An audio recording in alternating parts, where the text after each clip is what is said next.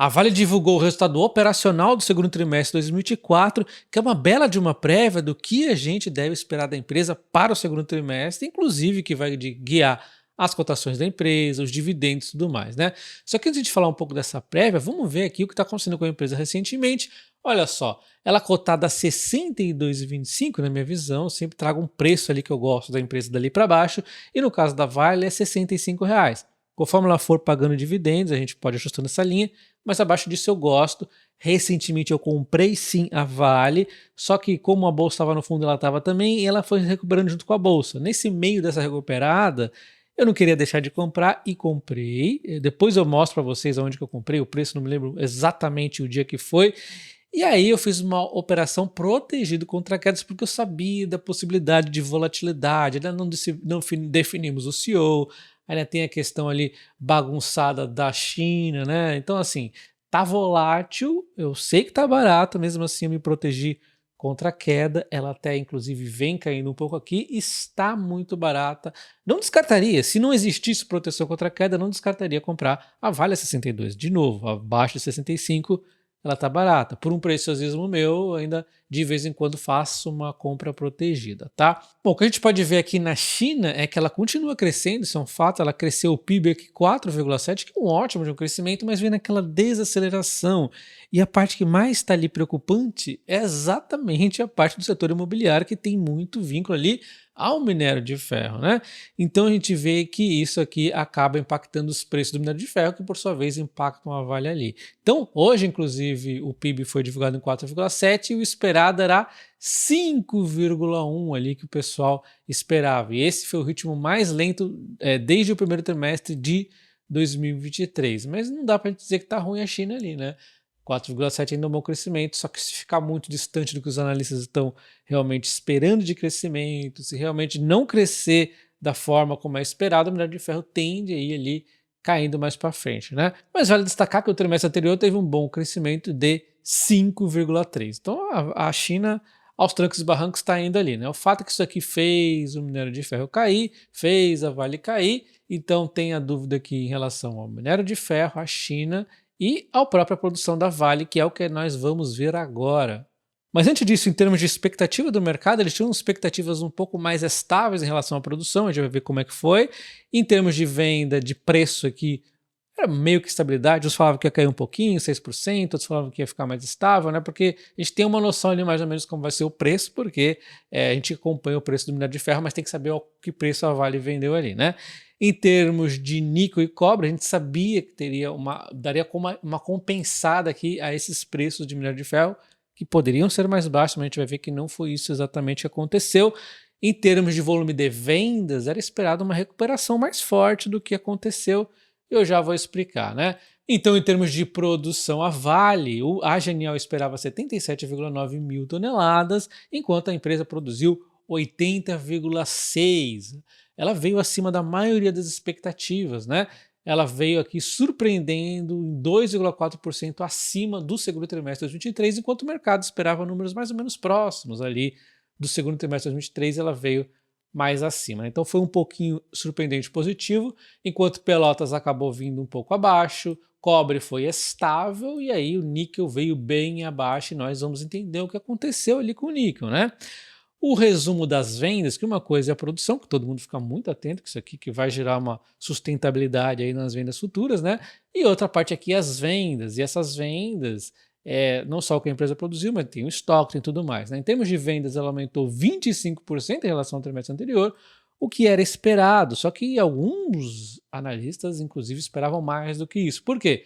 O primeiro trimestre de 2024 ali teve uma questão problema de logística e tudo mais. Na recuperação era esperado uma retomada um pouquinho mais forte. O próprio segundo trimestre é mais forte, né? Mas enfim, é só volume de vendas, eu não vejo grandes problemas. Na verdade, foi muito forte. A depender do analista, veio em linha ali, né? Aí fica difícil ver a opinião de cada um. Realmente, eu poderia dizer que foi ok aqui as vendas, né? E em termos de cobre, ela deu uma estabilizada aqui, né? Níquel aumentou um pouco.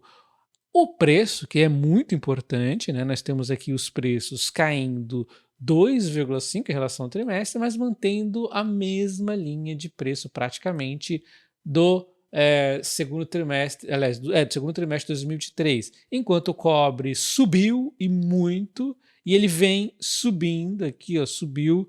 Então o cobre, eu já tinha dito que provavelmente ele teria atingido ali o fundo, e a tendência do cobre no longuíssimo prazo é muito alta, porque ele é um minério da transição energética, ele é um minério já muito demandado, né? O cobre, na eletricidade e tudo mais, tem muita aplicabilidade. Enquanto o níquel é o minério também da transição energética, ele, ele caiu porque tudo subiu demais, a transição energética foi caindo, agora ele vem se recuperando finalmente. Será que ele fez o fundo?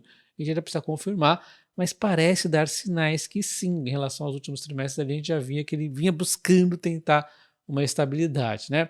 E aí ambos, no longuíssimo prazo, são muito promissores, principalmente ali o cobre, tá? E agora entendendo um pouquinho mais o que aconteceu aqui na Vale, começando com o minério de ferro e Pelotas, nós temos aqui o Sistema Norte, que tem muito avanço para fazer aqui no S11D, e ele realmente teve produção recorde, enquanto o sistema caiu um pouquinho, foi coisa pouca, mas em linha com o plano ali da Lavra, da empresa, ela então está dentro do planejado, mas foi pouca queda também, enquanto o Sistema Sudeste também foi pouquinha queda aqui na produção, justificado por uma manutenção que aconteceu ali e por conta da produção maior do minério de alta qualidade do brucutu.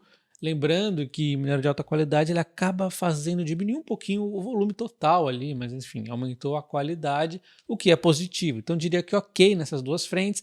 Sistema Sul foi muito bacana, conseguiu um crescimento aqui de 3, né, um belo de um crescimento que fez a produção então crescer aqui em relação ao mesmo trimestre do ano passado, devido ao sólido desempenho, melhor desempenho aqui de alguma das plantas aqui da empresa, tá? Embora nosso foco seja a produção, o que vai tirar resultado no trimestre é as vendas, né? E as vendas elas foram fortes, conforme nós já vimos ali, devido exatamente aos fortes embarques, teve ali a normalização logística e tudo mais, né? E aí realmente teve inclusive consumo de estoque, e aí conforme eu disse, né, alguns analistas esperavam até uma retomada maior, mas o importante é que teve uma boa retomada, tá tudo tranquilo aqui também na minha visão. Em termos de preço, nós vimos ali que o minério de ferro deu uma quedinha bem pouquinho em relação ao ano passado. A empresa buscou compensar isso com o minério de ferro de qualidade e este minério de ferro de qualidade também está tendo prêmios menores aqui de qualidade. Isso porque as siderúrgicas elas estão ali sofrendo ainda, elas não estão bacanas. No momento que elas buscarem uma estabilidade maior, aí elas vão poder ali buscar um minério de ferro de maior qualidade, porque como eu já disse em outros vídeos, né, nesse momento de aperto, onde elas estão com uma margem tão comprimida, que elas não querem saber de nada a não ser fazer a obrigação mínima. Enquanto a China não obrigar elas a não poluírem tanto, por ali em posições e tudo mais, elas vão comprar um minério de ferro que traga o melhor retorno possível, mesmo que seja de uma qualidade menor, mesmo que elas tenham que gastar também mais energia para produzir o ferro ali, né? Mas aí ela faz a conta lá e não vai querer pagar um prêmio muito gordo em relação ao minério de ferro normal. Mas no longo prazo, a tendência do minério de ferro de qualidade, como eu sempre digo para vocês, é muito positiva. E quando a gente vem aqui na linha do cobre, teve aqui manutenção estável, porque o Canadá teve queda e o Brasil teve alta. O Canadá teve queda por conta de manutenções aqui programadas, o que era esperado, né? E ainda foi parcialmente compensado por teor maior, mas ainda assim teve essa queda aqui. Enquanto no Brasil, nós tivemos aqui a Salobo com um crescimento, mesmo com o incêndio que aconteceu na Salobo 3. Eu até cheguei a mostrar para vocês, a produção parou ali no comecinho de junho e ficou aí, vai ficar em julho também, manutenção só volta ali em agosto, então vai impactar também no terceiro trimestre, tá?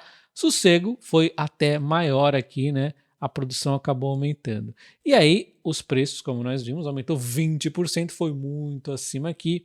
O cobre ali vai ajudar a trazer o resultado melhor para a empresa neste trimestre, já que o níquel, por sua vez, teve uma queda. Esse sim caiu bastante aqui a produção, né? E a Sudbury aqui teve uma manutenção bianual prevista e pelo subsequente ramp-up também, as operações foram restabelecidas no 11 de junho e não prevê impacto adicional no TST. Ou seja, o principal impacto que nós tivemos aqui na Sudbury no Canadá já acabou, já era, acabou, está funcionando, está rodando bonitinho, já foi feita ali a manutenção, ramp-up e tudo mais, tá? Enquanto as minas de Sudbury, na verdade, depois ali de estarem rodando, elas tiveram uma produção até maior ali de minério, né? Então foi realmente ali uma manutenção justificado, tranquilo, sem dor de cabeça. Thompson e Walvis Bay foi tranquilo, enquanto na Indonésia teve até um crescimento aqui devido ao robusto fluxo de produção da Indonésia, não sei pronunciar esse nome não, e enfim, e aí nós temos a Onça Puma aqui no Brasil produzindo um pouquinho menor devido ali aos impactos do alto forno, né, que iniciaram no quarto T23, mas a reforma já foi concluída e a primeira produção do metal ocorreu ali em meados de maio. Então, basicamente, nós vendemos menos porque tivemos uma produção, tudo que a gente vê aqui, bem menor aqui, ó, no Canadá. O Canadá puxou para baixo por conta ali da manutenção prevista já, enquanto no Brasil também teve um pouquinho de queda aqui e também já vai voltando ali ao normal, né? Em meados de maio já estava ali tranquilo. E lembrando que no longo prazo, tanto o níquel quanto o cobre vão ter uma importância muito grande, cada vez mais aqui na Vale, com os aumentos de produção que vão estar acontecendo mais lá para frente, tá? Então é importante a gente acompanhar não só mais o ferro, como o minério de ferro de qualidade, o níquel e o cobre. Então, resumindo, mesmo com alguns não recorrentes, foi um bom resultado operacional, a empresa segue no caminho correto, o minério segue ainda resistindo, embora oscile aí ao longo do tempo, a China também anda cambaleando, o que faz os preços da Vale dar essa oscilada, e com certeza não podemos esquecer o grande receio do mercado em relação ali à política, né? Então, política, China é o grande vilão, porque a empresa em si está seguindo aí direitinho. Essa é a minha opinião, deixa aí o que você acha. Não se esqueça do like no vídeo, um abraço, até o próximo, valeu!